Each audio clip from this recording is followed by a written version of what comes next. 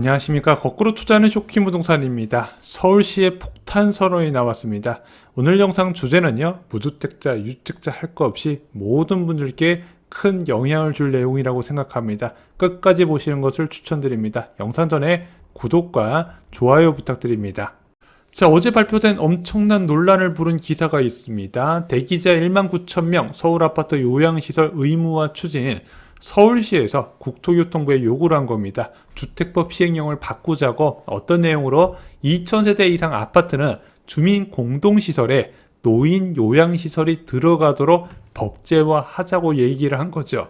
이 보도를 접하고 처음 드는 생각은, 야, 재건축 사업 이것 때문에 많이 지연될 것 같은데 조합원들 절대 찬성 안 할 것 같은데, 근데 영상을 제작하면서 과연 이게 조합원들한테 악재일까, 이런 생각이 드는 겁니다. 영상을 끝까지 보시면 서울시가 갑자기 왜 이런 움직임을 했는지 이해가 되실 겁니다. 자, 노인 요양시설이란 무엇인가요?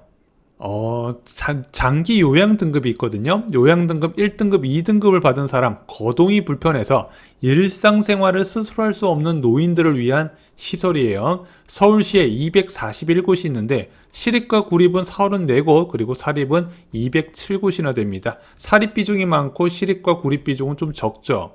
자, 그 중에서 선호도 높은 공공노인 요양시설은요, 태부족합니다. 10년 전 기사 볼게요. 정원 200명의 대기자 500명, 공립노인요양시설 입소 별 따기. 5년 전 기사 볼게요. 기저귀 하루 7번 교체, 욕창 없는 요양원, 그러나 대기노인만 1313명. 지금 이게 현실입니다. 아니, 노인도 늘어나고 있는데 정부가 예산을 투입해서, 아니면 시가 예산을 투입해서 시설을 늘리면 되잖아? 2022년 상반기 때 시립 동대문 실버 케어센터가 개관을 했습니다. 동대문구 닥심리동에 시유지에 준공이 된 거예요. 근데 얘가 2007년부터 추진을 했다고 합니다. 완공까지 15년이 걸렸대요. 강한 주민 반발에 사업이 장기간 지연됐다고 합니다. 자, 이렇게 어렵게 지어놨는데 몇 명 입소했다? 116명 입소했다는 거죠. 반면에 급증하는 서울 노인 인구, 현재 서울 인구는 963만 명입니다.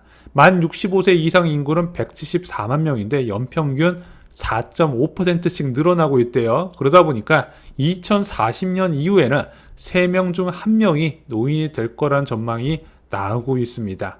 도움이 필요한 노인들이 이제 급증할 텐데 서로 높은 공공노인요양시설을 어떻게 늘리냐, 이런 생각이 드는 거죠. 근데 예전에 이런 비슷한 상황이 하나 있었습니다. 자, 2010년 기사 볼게요. 국공립 어린이집 하늘의 별 따기. 2014년 기사 보겠습니다. 국공립 어린이집 들어가려면 7개월이나 대기해야 된다. 그래서 이 당시에는요, 애 태어나자마자 어린이집부터 등록했던 시기가 있었어요. 근데 요즘 이런 이야기 잘 없죠. 왜 그런지 아세요?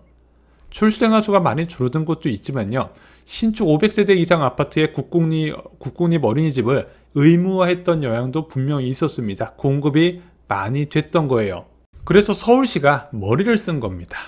국공립 어린이집처럼 정비사업 인허가 과정에서 노인 요양시설을 의무화하자. 그러면은 건립 비용도 크게 낮추고 공급들 크게 늘릴 수 있을 것이다. 그래서 서울시는 국토부에 주택법 시행령에 넣어달라고 요구를 한 거죠. 문제는 조합원들의 반대예요. 자, 아시다시피 서울은 공공택지가 없잖아요. 재건축이든 재개발이든 정비사업의 공급을 의존해야 됩니다. 근데 이것도 사업장마다 또 이제 성향이 다르거든요. 보통 재개발 조합원 같은 경우는 어떻게 아파트가 지어질 건지 크게 관심은 많지는 않아요. 왜? 워낙 낙후된 곳에서 출발했기 때문에 일단 빨리 아파트가 됐으면 좋겠다. 게다가 인허가권을 이제 지자체가 갖고 있다 보니까, 야, 노인 요양시설 넣어달라고 하면서 인허가 해준다 그러면, 아이고, 저희가 먼저 하겠습니다 하고 신청이 벌떼처럼 몰릴 거예요. 반면에 재건축 조합원은 달라요.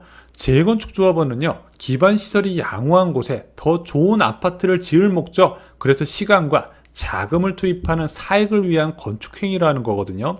당연히 그러다 보니까 기피 시설에 대해서 굉장히 예민하게 받아들입니다.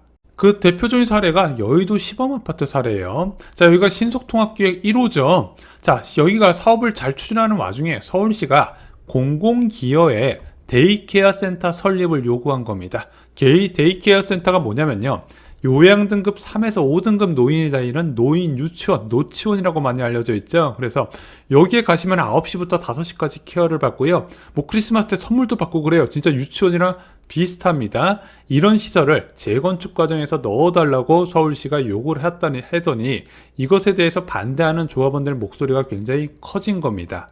국토부는요, 일단 난색을 표했습니다. 아니, 노인 요양시설이 입주민 공동시설이 맞아? 그리고 이 과정에서 재산가치 하락 우려와 향후 관리 문제가 있지 않을까 국토부는 이렇게 이야기를 한 거예요. 하지만 서울시가 국토부의 의사와 상관없이 단독적으로 추진할 수 있겠지만 이것도 혼자만 하기에 굉장히 부담스럽다는 거죠. 왜? 자, 만약에 이런 재건축 사업장에서 야, 노인 요양시설 넣어주세요 했는데 어떻게 움직일까요? 법제화되어 있지 않다면 야, 서울시장이 우리의 재산 가치를 이제 훼손시킨다면서 재건축 사업장 전부 다 모여가지고 낙설 운동하고 이러다 보니까 선출직 공무원한테 부담이 될 수밖에 없다는 겁니다. 이것이 혐오시설이고 재산 가치 하락 우려가 있을까요? 물론 이 시설이 생기면 거동이 불편한 노인들이 요양보호사의 도움을 받아서 단지 산책은 할 수 있겠죠. 단지에 조경도 잘 돼 있으니까 보시면 좋을 것이고 애들도 뛰어노니까 그 모습 보면서 노인분들도 좋으실 겁니다. 자, 근데 과연 이분들만 좋을까요? 자, 아까 국공립 어린이집 사례 말씀드렸죠. 단지 내 국공립 어린이집은요, 일정 비율로 해당 아파트 거주민이 우선적으로 이용할 수 있게 되어 있습니다. 제가 볼 때는 노인 요양시설 역시 비슷하게 측정이 될 거예요. 핵심지 아파트 소유주 나이 아시나요? 반포주공 1단지하고 압구정동 현대아파트는 조합원 평균 나이가 70대라고 합니다. 한남 뉴타운은요, 조합원 평균 나이가 80대래요. 그래서 60대 때 추진을 시작해서 80대 때 이주한다는 얘기가 나오고 있습니다.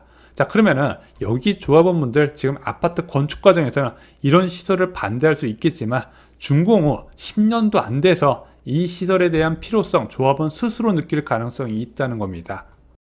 65세 이상 치매 유병률이요 10%가 넘는다고 합니다. 10명 중 1명은 치매에 걸리는 거예요. 그러면 노인 가구 5가구 중에 한 가구는 이 치매로부터 자유로울 수가 없다는 겁니다. 누군가한테는 심각한 삶의 위협으로 다가오는데 만약에 내가 살던 단지에서 케어를 받는다면 어떨까요? 그리고 그렇게 제대로 된 시스템을 갖고 있는 공공 노인 요양시설에 내가 우선적으로 입소할 수 있다면 어떤 생각이 들까요? 그것도 굉장히 장점으로 작용한다는 겁니다. 아니, 젊은 사람들 입장에서 싫지 않을까요? 요즘 신축 아파트에 젊은 부부들도 많이 사는데 이렇게 생각할 수도 있죠. 그 젊은 부부의 부모님이 케어가 필요하다면 자, 일이 딱 터졌어요. 하늘이 무너지는 것 같죠. 근데 갑자기 생각납니다. 아, 우리 단지에 노인 요양시설이 있지. 우리가 사는 단지로 모시자. 게다가 바늘구멍이라고 할 수 있는 공공 노인 요양시설인데 당장 모시자. 그 사람들한테도 좋은 기회가 될 수 있다는 겁니다. 10년 뒤에는 지금과 분명히 다를 겁니다. 현재는 단지 내 국공립 어린이집이나 국공립 유치원이 있다면 최고죠. 그런데 이제 한 구축되는 아파트 단지는요, 단지 내 국공립 어린이집 문 닫고 이런 데 많이 생길 겁니다. 반면에 공공 노인 요양시설에 우선 입소할 수 있는 아파트 단지가 있다면 어떻게 바라볼까요? 많은 사람들이 나의 미래를 위해서 이 아파트를 선택할 가능성이 있다는 겁니다. 오히려 고령화 시대에 현재 단지 내 국공립 어린이집처럼 필수 시설이 될 가능성이 있다는 거죠. 자, 오늘 영상은 가진 자의 것을 빼서 나누자는 것이 아닙니다. 가진 자한테도 반드시 필요한 시설이라는 걸 말씀드리고 싶었습니다. 자, 누구나 사람은 죽게 되고요. 죽기 직전에 아기처럼 보호가 필요합니다. 여러분의 마지막은 어디였으면 좋겠습니까? 만약에 저는요, 단지 내 이런 시설이 있으면 거기서 제 마지막을 보냈으면 좋겠습니다. 자, 구독자분들의 생각은 어떠신가요? 반대 때문에 못할 것 같다? 아니다. 이거는 장기적 관점에서 반드시 해야 된다? 아니다. 왜 아파트에다가 지어야 되냐? 아파트 말고 다른 방법을 찾아야 된다? 여러분들의 솔직한 의견 부탁드리겠습니다. 자, 정기 상담 신청을 받고 있습니다. 매주 10분씩 상담료 59,000원을 책정해서 여러분들 부동산에 궁금한 거 모든 것을 다 해결해 드리고 있습니다. 7일간 자유롭게 저랑 상담이 가능하고요. 고정 댓글에서 신청 확인해 주시기 바랍니다. 상담 접수가 마감되면 신청 링크는 사라집니다. 이상 후 영상 마치겠습니다. 감사합니다.